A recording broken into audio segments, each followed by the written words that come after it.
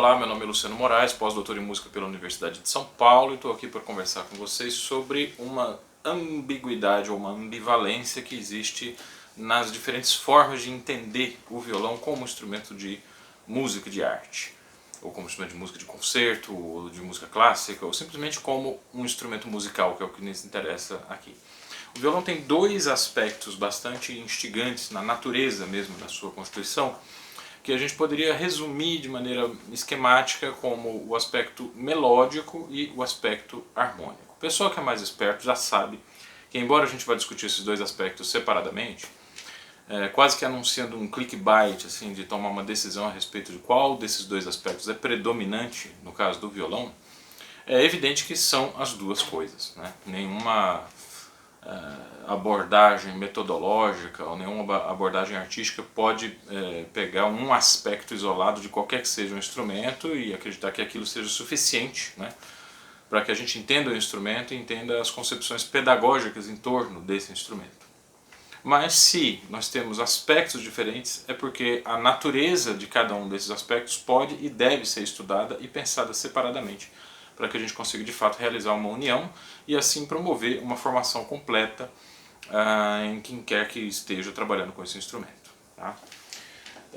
O aspecto melódico é muito fácil de ser compreendido. Nós temos simplesmente acordes ou grupos de notas que podem ser produzidas simultaneamente.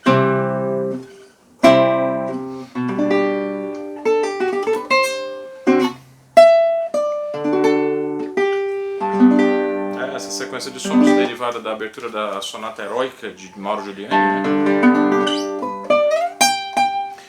Essa possibilidade de tocar mais que 3 notas ao mesmo tempo é o que caracteriza um instrumento harmônico.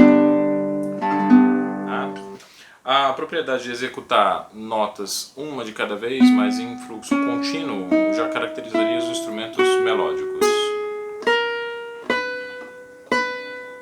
O que a gente tem no violão é a possibilidade de juntar as duas coisas por causa de uma complexa relação que existe entre harmonia e melodia ao longo da própria história da música. Tá? Como exemplo de instrumentos harmônicos, nós temos principalmente o piano, o acordeon, né, que, diferentemente do que Segovia pensava, né, o violão não é o único instrumento harmônico realmente portátil. A gente tem que se lembrar do acordeon e da sanfona também, né, que são também instrumentos harmônicos portáteis. Mas tirando esses, né, realmente a gente tem essa realidade do violão ser um instrumento muito fácil de carregar para tudo quanto é lado e um instrumento no qual a gente consegue acompanhar a voz humana com muita facilidade. Então ele é um instrumento muito facilmente reconhecido de cara como um instrumento harmônico. Os instrumentos melódicos são aqueles que produzem uma nota de cada vez, como eu falei, mas alguns deles podem ensaiar gestos de harmonia ou de polifonia. No caso do violino é possível tocar duas notas simultâneas. Duas notas não configuram um acorde, né? Então por isso não poderia ser chamado de instrumento harmônico, a rigor, né? Mas o violino pode tocar com o arco do violino é possível tocar duas notas simultâneas, mas é possível você antecipar uma terceira nota que completaria um acorde, né? Todo mundo sabe que um acorde é composto da primeira nota da escala, a terceira e a quinta. Então para configurar um acorde a gente precisa ter essas 3 notas pelo menos. Isso não é um acorde.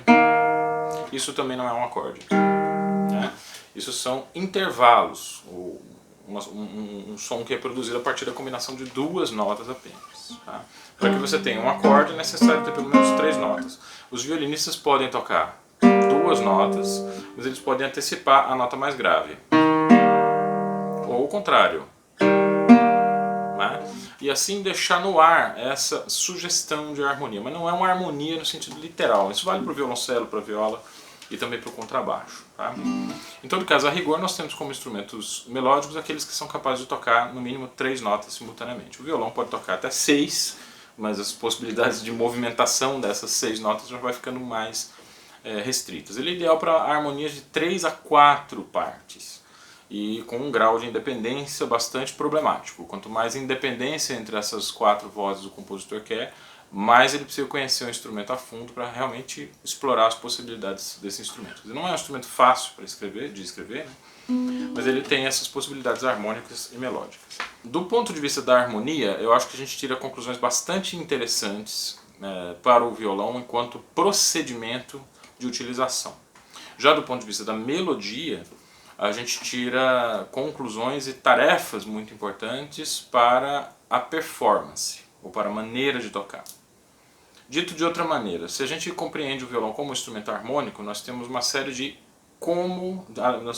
assim, de aspectos, o que fazer com o instrumento. O que é possível fazer com o violão enquanto instrumento harmônico. Quando a gente pensa no violão como instrumento melódico, aí nós estamos falando de como fazer. Porque então, se for tanto exagero dizer que o violino é um instrumento harmônico, quanto é exagerado dizer que o violão é um instrumento melódico, nós estamos falando de uma série de procedimentos técnicos para que a gente consiga criar a ilusão de que nós estamos produzindo melodias da mesma maneira que um violino, que uma flauta, que um oboé, que um instrumento, enfim, um instrumento melódico. Essa conversa toda começou na Renascença. No século XVI, o grande compositor italiano Michael Pretorius fez um catálogo de instrumentos musicais chamado Syntagma Musicae, onde ele reúne uma quantidade absurda de instrumentos musicais e as características de cada um deles.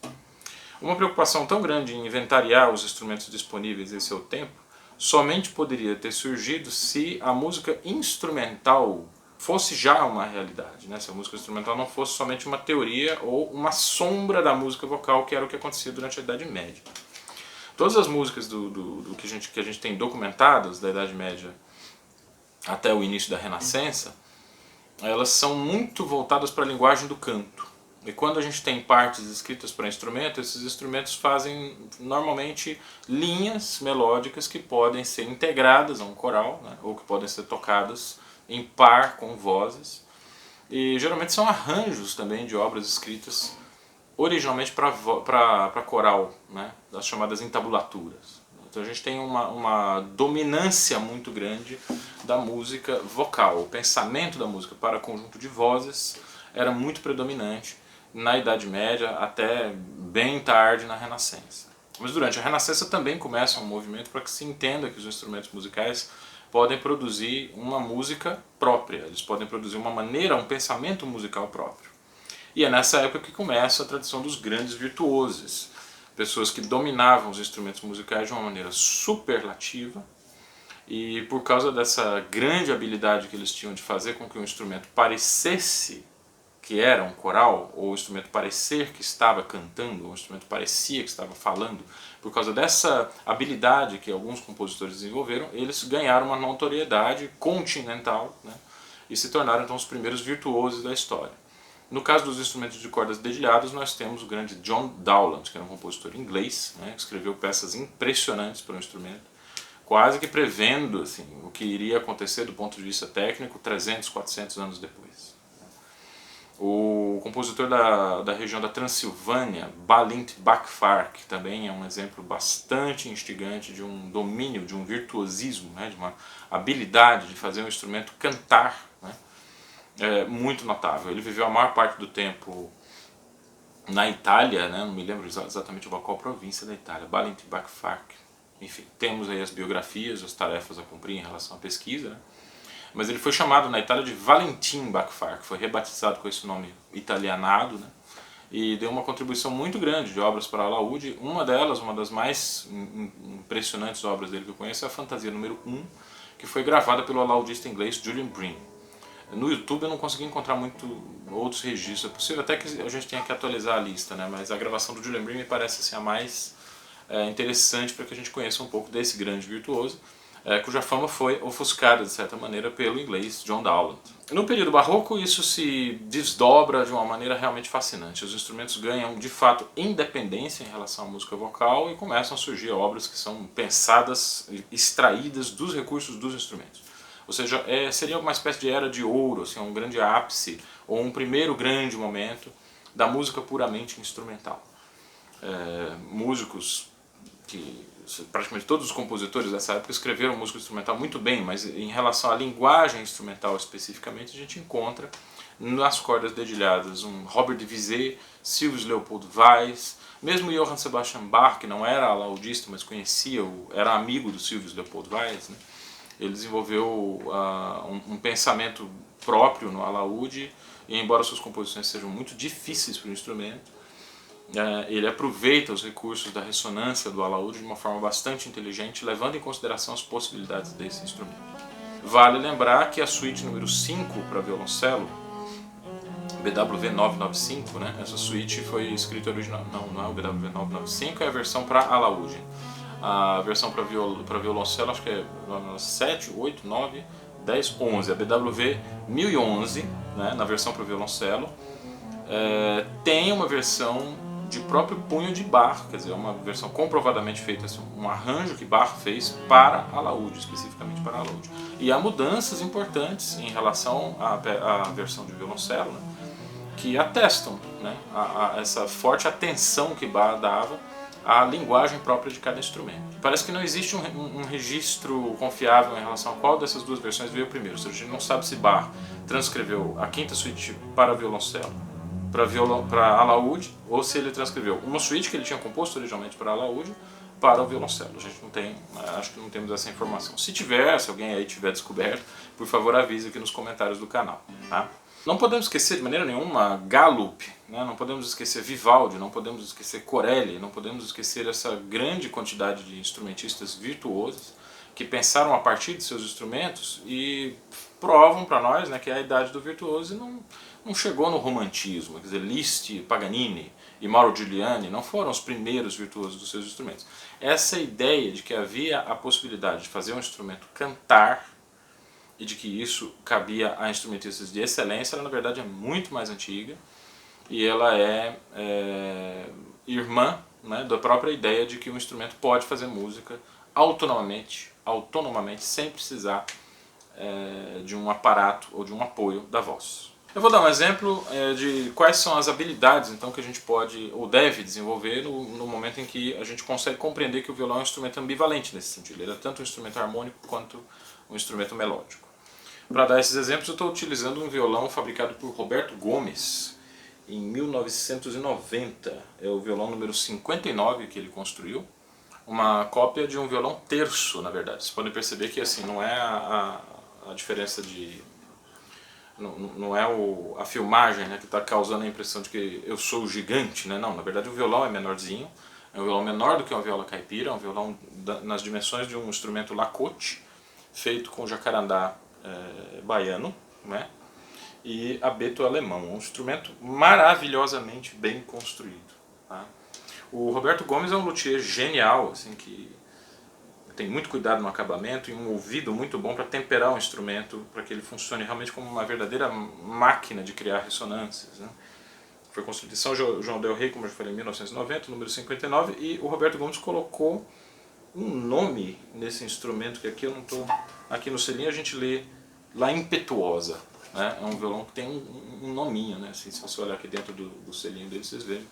Então, La Impetuosa é um instrumento de propriedade do professor Edelton Gleden, que está emprestado comigo já faz um bom tempo, né? Acho que talvez esteja na hora de eu requerer o uso capião desse instrumento. Ele é afinado 1/3 menor acima do violão como a gente conhece, né? Se o violão normal trabalha com as cordas afinadas em Mi, Lá, Ré, Sol, Si e Mi, este aqui é Sol, Dó, Fá, Lá, Ré, Sol, né? Ou seja, é um instrumento afinado exatamente na tessitura do alaúde. E tem uma potência sonora, uma projeção bastante interessante.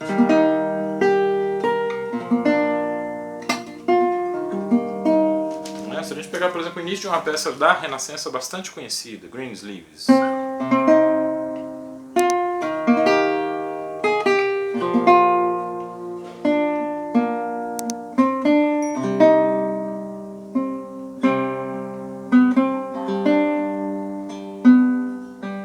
Vamos pegar só essa primeira frase e prestar um pouco de atenção ao que está acontecendo aqui, para que a gente consiga ler de maneira um pouco mais informada, né, o que significa essa ideia de entender que o violão é um instrumento melódico além de um instrumento harmônico.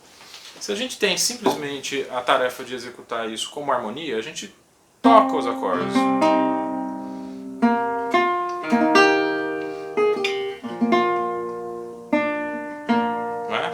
Mas se a gente entender que esses acordes são o resultado de um caminho melódico entre diversas vozes, aí a coisa já começa a mudar de figura. Não é possível tocar o início de uma peça como essa em tom menor, né? E depois um acorde tocado para ser uma indicação de modulação para Dó maior da mesma maneira. O acorde de tônica, o acorde de Lá menor, precisa ser, nesse caso aqui vocês estão ouvindo um Dó menor, né? Porque o violão afinado uma terça menor acima. Esse acorde precisa ser tocado de maneira bastante calma, tranquila, um mezzo piano, né? Sem muita energia. Aqui eu preciso de um pouco mais de som. Esse ponto de chegada que confirma Dó maior teria que ter mais intensidade do que os dois acordes anteriores. Ou seja, não tem um caminho que possa ser apresentado de maneira estática. Eu tenho que necessariamente dizer para a minha mão o seguinte: olha, cada um desses acordes precisa ter um pouco mais de intensidade. E o acorde de confirmação é simplesmente um prolongamento do acorde de Si bemol maior, né, no caso. Então, eu estou falando para a pessoa que tem ouvido absoluto, mas vocês estão vendo aqui Lá menor, Dó maior, Sol maior, né? Transpõe uma terça menor acima, vocês vão ter Dó menor, Mi bemol maior e Si bemol maior. Tá? Ou seja, eu preciso escutar como esse instrumento está conduzindo a ressonância dele até o próximo acorde. E tocar o próximo acorde, levando em consideração que eu já tenho uma ressonância se desenvolvendo. Tá? É quase como se eu quisesse tocar um acorde, por exemplo, desse tamanho, ou nessa intensidade, e prestar atenção ao decrescendo dele. O acorde seguinte eu toco na intensidade que o acorde anterior vai estar, e não na mesma intensidade que eu ataquei o acorde anterior. Ou seja, certo? Prestando atenção nesses aspectos, a melodia que eu toquei inicialmente vai ficar bastante diferente.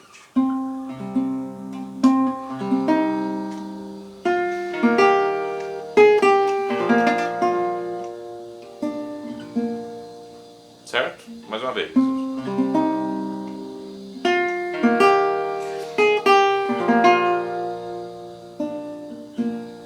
Certo? Se a gente está numa sala que não é possível escutar esses sons mais pianinhos, é melhor a gente colocar logo um microfone ou trocar de sala. Realmente o violão não é adequado para aquela sala especificamente onde os sons mais suaves não podem ser ouvidos. Mas o violonista não pode ter medo de atacar esses sons mais suaves, porque é o movimento que a gente cria entre as notas que caracteriza uma execução melódica. Tá? Eu não posso pensar que uma melodia possa ser tocada com notas todas iguais.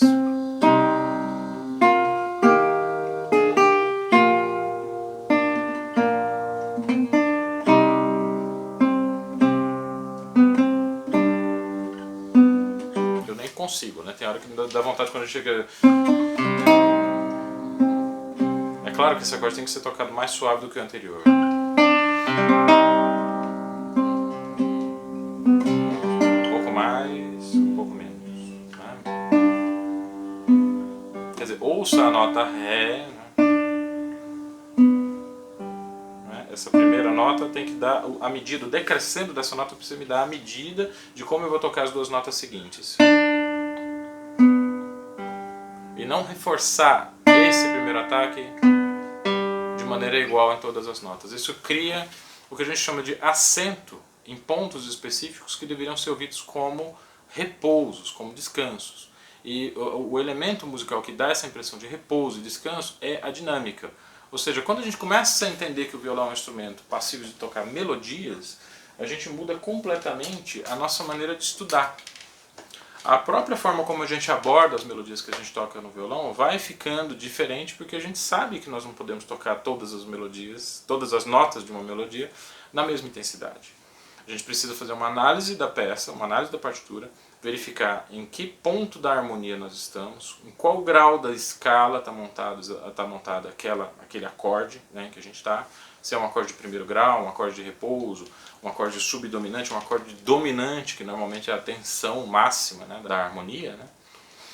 Se é um acorde modulatório, por exemplo, se é um acorde que está levando a gente para uma outra tonalidade, todos esses aspectos precisam ser levados em consideração para a gente saber qual a intensidade que a gente tem que atacar aquela nota específica, né, aquele ponto específico, aquele momento, né, de uma melodia que tem uma extensão maior. Isso treina a mão da gente para uma série de percepções e uma série de sensibilidades sem as quais nós nos tornamos violonistas insensíveis. Os bons violonistas sabem muito bem fazer isso. A gente encontra nos elogios que as pessoas fazem a eles um atestado dessa habilidade. De Segovia, por exemplo, se dizia que ele era um cara que sabia fazer o violão cantar. né? De Beethoven se dizia que ele era capaz de fazer um instrumento falar, né? De qualquer grande virtuoso, a gente sempre tem essa aproximação com a fala, com a voz humana, um elogio muito elevado. Tá? Não é à toa, porque durante muito tempo se acreditou que a música fosse irmã gêmea da linguagem. Então as habilidades relacionadas à linguagem falada são buscadas de certa forma pelos instrumentistas. O professor Marcos Held, que dá aula de violino barroco no Conservatório de Tatuí, fala disso com muita propriedade, né? Ele inclusive usa o próprio nome dele para explicar, né? Se o nome dele é Marcos, a gente não pode esperar que um ator, por exemplo, pronuncie o nome dele com as duas sílabas na mesma intensidade. Marcos ou Luciano. Nós temos uma sílaba tônica, que é o ponto culminante do acento, e as outras se organizam hierarquicamente para que a gente tenha um senso de direção naquilo que a gente está dizendo. Se vocês for olhar a maneira como eu estou falando, vocês vão perceber que algumas palavras recebem mais ênfase de acordo com a ideia que eu estou querendo deixar mais clara no vídeo, né? Com a música é exatamente a mesma coisa. Só que as notas não significam literalmente, elas não significam diretamente elementos de fora da sua própria linguagem. Elas se referem à própria linguagem musical. Por isso que é muito difícil esse debate, né, em relação da música como linguagem. A linguagem é necessariamente algo que está se referindo a uma coisa externa a ela e a música se refere sempre a ela mesma. Será? Será que as músicas não se referem também a outras músicas que fazem parte desse grande conjunto coletivo de ideias que a gente chama de estilo? Vamos deixar essa questão para ser aprofundada pelos filósofos. Eu posso adiantar para vocês que a gente tem algumas ideias bastante interessantes a respeito disso. Mas a questão fundamental, que tem a ver com a ideia do vídeo, é que a música só é interessante quando ela traz variedade, quando ela traz riqueza. E riqueza é diversidade. A diversidade das notas, dos timbres, das dinâmicas, é aquilo que faz a nossa execução ter interesse, né? E é isso que tem que ser buscado pelo violonista no momento de trabalhar uma peça, de estudar uma música. Tá? Bom, era isso que eu tinha a dizer para vocês. Quero fazer novamente mais uma propaganda desse belíssimo instrumento do Roberto Gomes, tá? Um violão que tem uma história muito bonita. O Edelton Gleider utilizou esse violão muito para fazer gravações muito legais, em parceria com a professora Gisela Nogueira, né? Um momento muito legal que o professor da Universidade de São Paulo se junta com a professora da Unesp, né? E produziram gravações maravilhosas, né? O disco da Maria Luzia Kiefer, né? Foi feito com esse instrumento. O Edelton tocava com esse instrumento. E é realmente um privilégio poder passar um tempo com esse violão aqui comigo. Tá? Eu quero agradecer então ao luthier Roberto Gomes por ter feito esse instrumento com tanto esmero, com tanto cuidado. Enfim, é isso. Se você gostou do vídeo, curta, compartilhe, divulgue com seus amigos. Se não gostou, mande o vídeo para os seus inimigos, que com certeza vai servir para torrar a paciência deles da maneira como eles merecem. Um abraço a todos vocês e até o próximo Conversa de Violonista.